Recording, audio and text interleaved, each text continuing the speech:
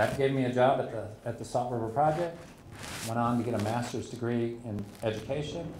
And then I felt that the reason I'm here today is Jack Segerson, wanting to pass on to the next generation of students, the dream that Jack Segerson passed on to me. And as a part of that dream, we had, right from the beginning, that this system of education should center around the students and the parents making choices. So we had this idea for a brand new experiment, charter schools. And I had the privilege, when the vote was held in the education committee my freshman year, the vote was 4-3, and I was on the winning side, and we started up the first 50 charter schools. And then the following year, when I was chairman of education, I ran the legislation that made it 50 per year. So the Grand Canyon Prep School used the laws that I created to come into being. And it is with absolute pleasure that I look at you and say, Jack Segerson, he's up in heaven now, but he's looking down on us, and he is ever so proud. He's proud of me, he's proud of you, he's proud of the Chancellor and all of the great teachers that made this possible. And thank you for giving me the honor to be here tonight to talk about Jack Segerson and the great message that he had. Over time, I came to know that Jack Segerson didn't pass that on just to me. At various times, other people would come by and they would say, that person over there is in the Purdue Engineering School. That person over there is in Stanford. That person over there is at the University of Oklahoma. And I realized he had passed that vision, that message, that inspiration on to so many people. And so it's a particular pleasure that I'm here tonight. What I am going to offer to the graduates tonight is the same thing that Jack Segerson did for me.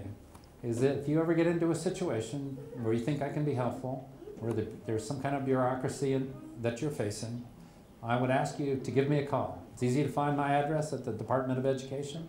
You know, just do a simple search on John Huppenthal or the superintendent, and you can find it. Now, I gave this speech a year ago, and there was a young lady out in the audience. She was a graduate, and she said, well, why would I ever call you? Well, a month later, she had qualified for an Ames scholarship, but the bureaucracy got it all held up, and so she wasn't going to be able to get into school on time. And she gave me that call, and we cleared the bureaucracy away, and she got her scholarship, and she went on to enter into the University of Arizona.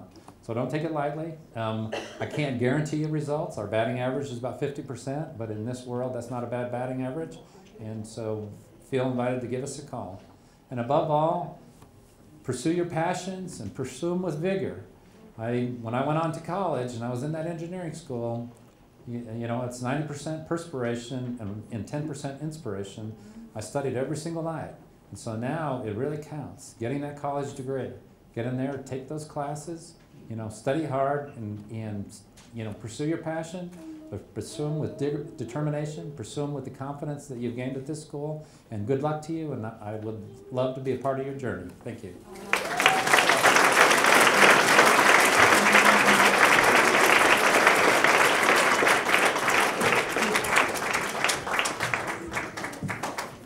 Thank you very much, Superintendent Huppenthal, and thank you very much for taking time for your schedule to be here this evening. Thank you. We will now proceed with the presentation of diplomas. So when I call your name, please come up and give them all a warm hand. Dawana Amani Cox.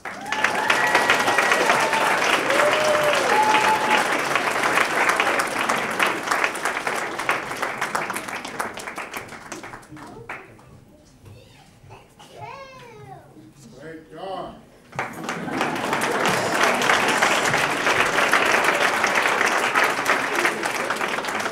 Brian Scott Drinkwater.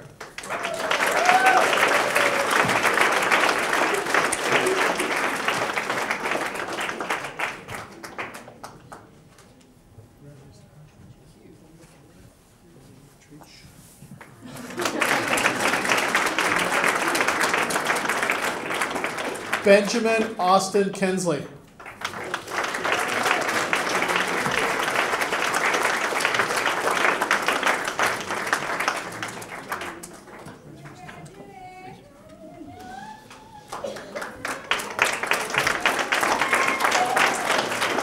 Melissa Sue Kaiser.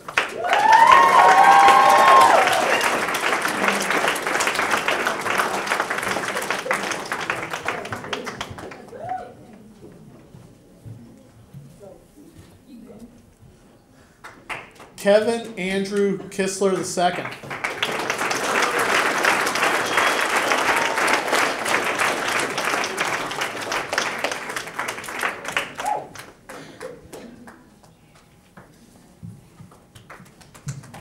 Christine Thomas.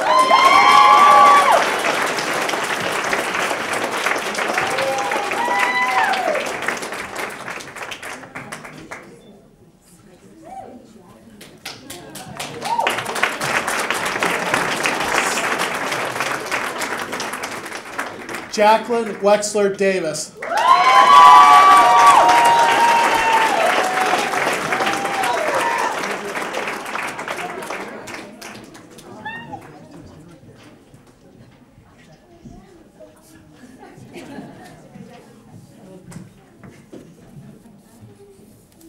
And Ray Zing.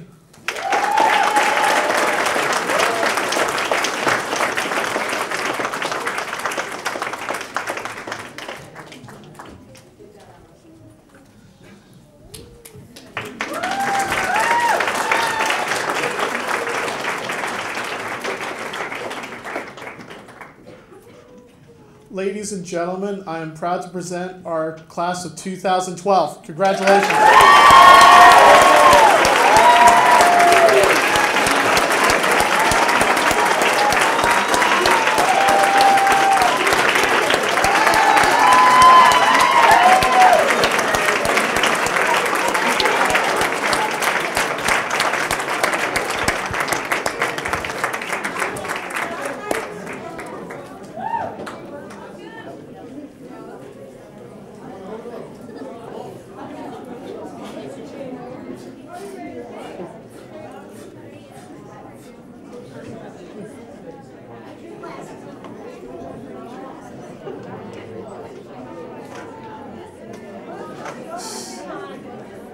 Just wait a minute, sir.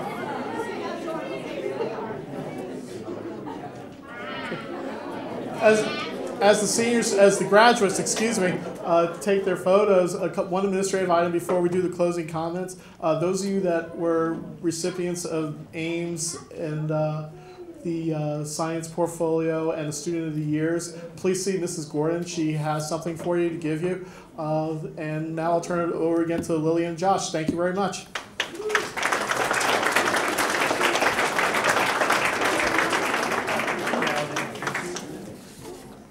It's been a great year, and I'd like to have Lily give her closing comments.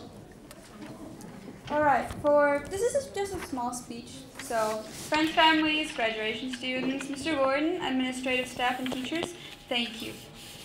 Thank you for an awesome school year. I think we all had a good one. But now we have to focus on the present because, we had a good school year. We're going to move on to the next one. Pride sense and accomplishments for all that we've achieved for this school year are going to be behind us, and we're going to have to start a new one. And I will close this off with a poem from Dr. Seuss. You have brains in your head, you have feet in your toes. You can steer yourself in any direction you choose. You know that you are the one who will decide where to go or the places you will go.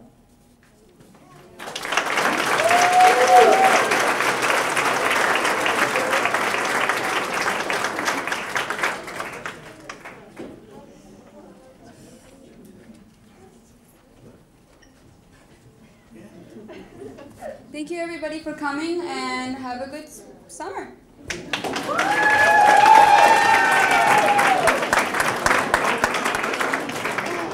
It's been a delightful year, and I'm glad to see you all came.